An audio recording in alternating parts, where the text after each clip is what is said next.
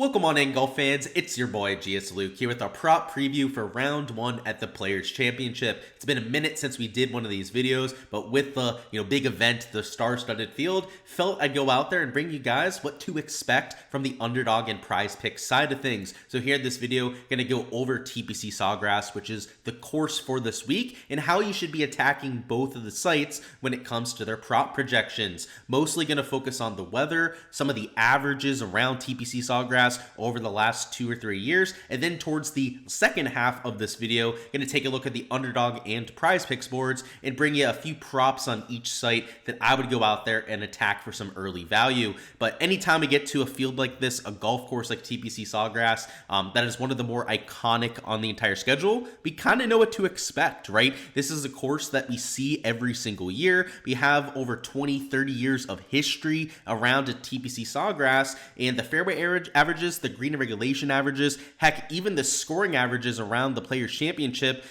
don't vary all that much. I would say round 3 last year was a huge outlier where it played well under par, but normally plays slightly over par with all the water out there, also the really tricky greens. And your averages in terms of greens and fairways are usually just slightly lower than what you have for your tour average. So not a lot is going to surprise us on a week like this. The only real variance, the chaos, we should say, that comes in with the TPC Sawgrass is all the water in play. In fact, if we go over here to Data Golf, take a look at some of the averages, you'll see over here that there's 0.71 penalty strokes per round.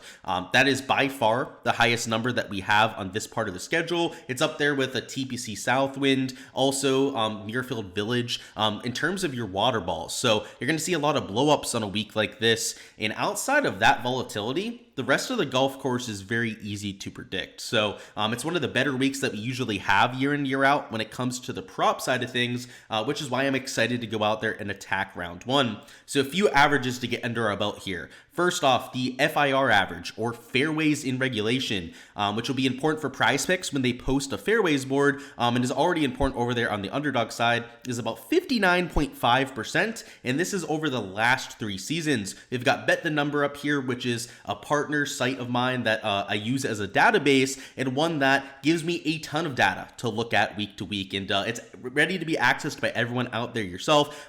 If you want to join Bet the Number, get all of this data for yourself, make sure to use the code Gsluke when you're signing up for a little bit of a discount there. But you can see here we have the last 3 years of data pulled into here, but even if we extended this to the last 4 or 5 seasons, these averages hardly even move. So for the fairway rate, it's just under 60%, a rate about 8.3 fairways per round. Your green regulation average was 63.4%, which there are 14 fairways, right? So that's how we get to the 8.3. Over here with the green regulation average, that translates to about 11.5 greens of regulation per round.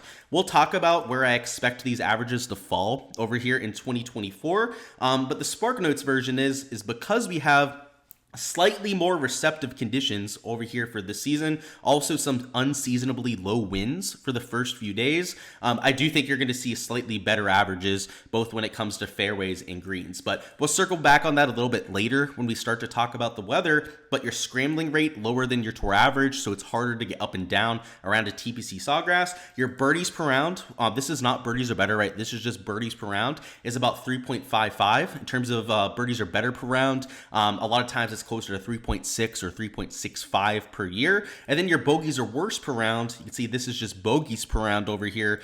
They've got it at 2.97 per round. It's usually closer to like 3.1, 3.2, sometimes even 3.5 per round because of all those penalty strokes that we pointed out before, right? Because there's nearly 0.75 penalty strokes per round, that adds significantly to the double total around a TPC Sawgrass. But as I alluded to, the weather looks pretty beautiful over here for the first few days. We're still about 2 days out from Thursday. Friday is, a whopping whole 3 days out at this point. But looking at some of the early forecasts, weather looks beautiful, right? Over here on the NEM model, which tends to be the most accurate about 48 hours out, you can see they have literally 0 wind out there from 8 to 10 a.m. Now, it's going to be a little bit cooler over there on Thursday morning, but anytime you can play a TPC Sawgrass in still conditions, you sometimes get a scoring average like you saw for last year. So if I go over here to the past results page and I'll show you guys the round by round breakdown, right? Last year we had a scoring average where it played a whole 2.4 under par.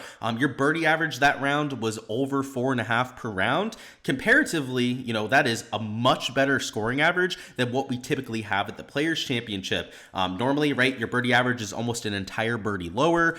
Your bogey average also went a lot lower, right, over there during that easier round. And because conditions look pretty perfect, it's going to be a little bit more receptive in Florida as well. Hinting at what I mentioned before, because of the recent rain, which impacted the API and impacted the Cognizant Classic down there in South Florida. In general, it's been an extremely rainy February and March.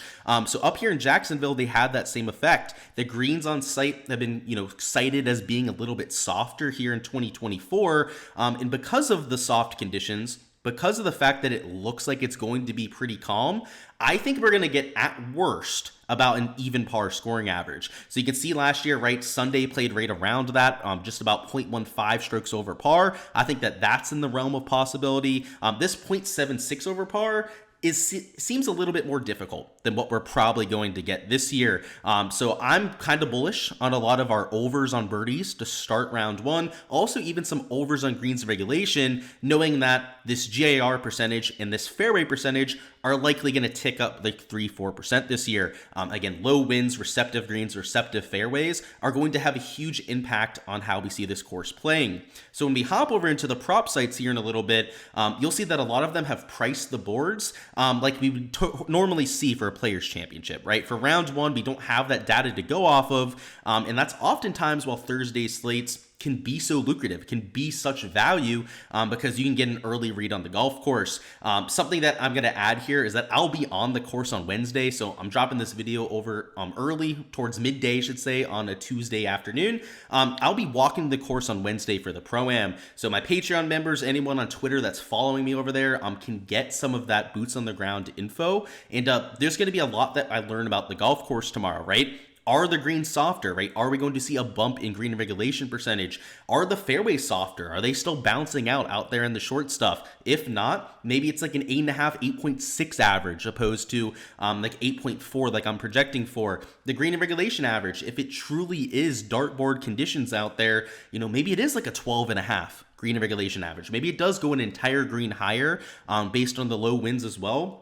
A lot of that is what I'm going to be confirming out there on the golf course. So I'm going to be taking that rough length as well, something I'll be posting over there on Twitter. So this video, obviously going to get us a good start out there, but that information is just going to be even more important on Wednesday. So make sure to keep an eye out for that, which will also shape some of my exposure closer to lock. But for some of the props we're going to take here, we'll start with the underdog side of things. So an unfortunate side effect of me living down here in Florida is that Pick'em is banned. This is not something that I can play myself. Over here on the underdog side, I have to play free slips. And when we go over here to the Prize Picks side, I literally can't even log into the website. It's blocked down here in Florida. Won't even show you the prop board unless you go in there and log into a VPN, which has its own whole host of issues when it comes to Prize Picks. So these aren't slips that I'm getting a whole lot of monetary value behind myself, but for my Patreons, I'm still posting all the normal content I'm getting to. There's a lot of hope that down here in Florida that they get the whole Pick'em thing settled and that they reactivate here over the next month or so. So I'm holding out that hope, but until then, all my Patreons are still getting all the content. And for these larger field events, so majors, signature events going forward, I'll be doing this video every single Tuesday. So still be covering all this for you guys. And what I like over here on Underdog are 3 overs on greens regulation. So we got Siwoo Kim, Minwoo, who almost won this event last year, right, was in first place over there on Sunday before a little bit of a collapse. Adam Scott, who's won this event before, and Siwoo Kim, who has also won this event before. So you're talking about 3 players that have experience here, that have had a really good track record around TPC Sawgrass, and that, kind of the trifecta here is that they're also playing the golf course early. They've got 8 a.m. tee times across the board. The earliest is 8:02 for a Minwoo. Your latest tee time is an 8:46 a.m. And what I love about that are that winds are supposed to be low, right? Whether we're looking at the HRRR model or the NAM model, they're calling for sub 7 miles mile-an-hour winds the entire day. And because they're teeing off slightly later, right? They're teeing off, at 8 o'clock as opposed to like a 7:30 in the morning. It looks like it's going to heat up a little bit by the time they're teeing off. So the effect of those slightly cooler conditions for the first hour and a half of play shouldn't have as much of a negative impact on these three. And then in general, if you take a look at their approach stats over the last 12 measured rounds or last 3 events that they've played on tour, all 3 players here are gaining strokes to the field with their approach play. Siwoo Kim, I think, was the biggest gainer out of the bunch. Adam Scott was also gaining a bunch of strokes on approach, but Minwoo Lee, who's I think was gaining about a third of a stroke per round with his approach play, has, again, just really good at this course last year. And last week at the API, a really tough golf course, absolutely striped it when it came to his tee to green play. So 3 guys that are in the kind of conditions that we're looking for, that are a really good course fit over here for TPC Sawgrass. Very evident, right, with their finishes over the last 5-10 years. And on top of that, right, are projected at the average I'm expecting for round 1. Normally, our green regulation average is, again, right around 11.5 per round. But when we are playing this course without wind, that is going to boost that significantly. When you're playing this course that's a little bit softer as opposed to firm and fast, like we've gone over the last few seasons, that is going to have a huge impact on what we see for the average. So for these 3 players to be at that average, I think that gives them a ton of push equity out there with their positions. But it's also worth noting that the field this week is not nearly as strong as what we've had in the past. You have guys that are like hardly even on tour in terms of status that are teeing it up at the Players Championship.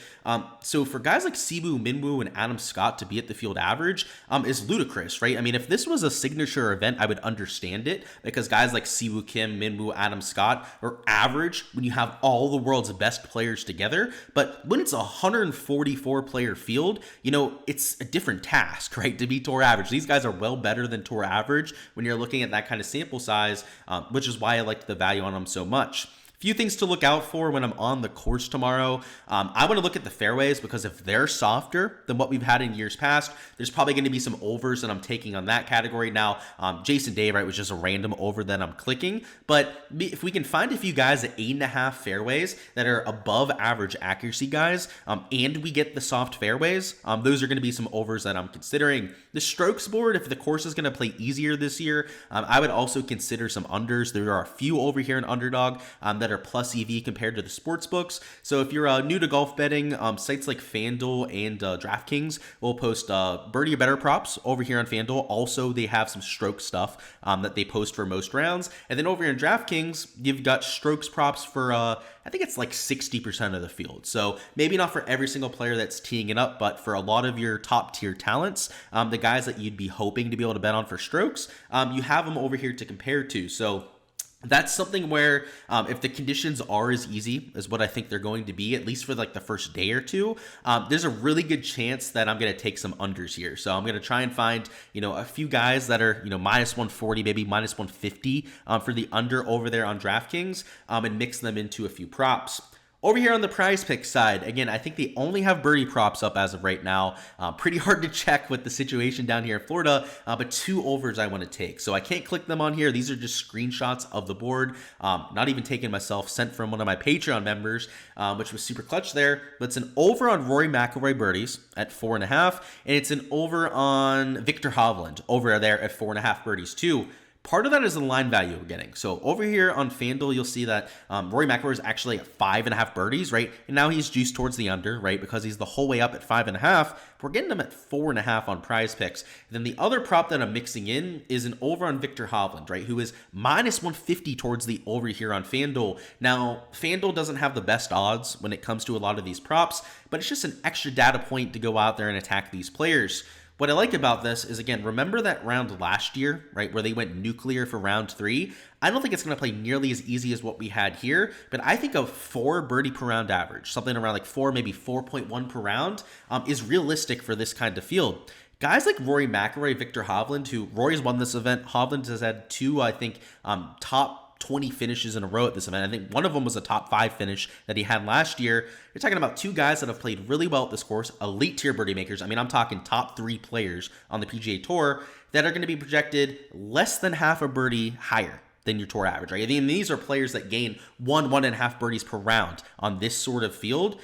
There's a lot of inherent line value, right, when we compare to a site like FanDuel, but I think in general, there's quite a bit of value over here on Prize Picks too. So if you match those up, we get a 2.75x payout over there on the Prize Picks side, which is sub-ideal. It's not great. I mean, the payouts over here in Underdog, right, if we had 2 overs on birdies, I would be in that same general ballpark. But in terms of line value, a lot that you can lock in there over there for round 1. So that's what I'm thinking for some of my early value. Of course, guys, keep an eye out for my Twitter page for all that boots on the ground info. And if you want access to all the slips I'm going to enter, there's going to be quite a bit I do over there over the next day or so, and throughout the event, right? And for the rest of the events of the year, check out my Patreon page. There's a link down below in the description of this video. I've got a DFS tier on there for anyone playing Draftkings or fantasy golf. I've also got a prop tier over there for anyone playing on that side of things.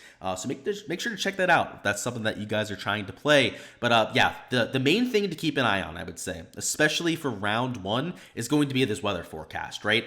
If these low winds continue and if this forecast holds over there for round 1, you're going to see much better scoring than what we're used to seeing, right? It's the low winds in combination with those softer greens might not lead to, again, this 2.5 under par scoring average that we had, but I do think something under par would be within reason. So that's my take for round 1. Make sure to smash the like button before you guys hop on out of here. And for a free chance to earn a month of my Patreon, give me guys your first round leader. So the player that goes out there sets the lowest score. It'll be either the leader plus ties. It'll be guys that win a whole free month of my Patreon page to go out there and try some of my prop analysis and some of the fantasy analysis for yourself. But until next time, guys, best of luck with all of your exposure, and gonna try to make this more of a regular thing on the channel, going through the prop stuff, giving you guys some of this research before the week starts. It's something that I got away from during football season just because of the time commitment that I had to give to the football side. But now that we're getting into the meat and potatoes of the golf season, it's something that I want to get back to doing here consistently. So make sure you are subscribed if you haven't already, so you don't miss any of that content going forward. On my live streams, so whether it's for tomorrow at 7 p.m., I'll be going over some prop stuff there, but also for my rounds 2 through 4 streams. If you want my takes for Friday through Sunday, if you want to see, some of the stats from round 1, make sure to tune into those live streams. They're usually going to be after the stream ends, after the golf ends up there, maybe like 2 hours after that. I'll be on site all week, so not just for the pro. I'm going to be there Thursday through Sunday. So when I get home from the course, freshen up a little bit, do my projections. I'll be going live shortly after that, going over all the stuff for Friday through Sunday. Well, that's all I've got for you guys. Hopefully you feel a little bit more prepared to get some of that prop stuff started, and let's go out there and have ourselves a week for the Players Championship.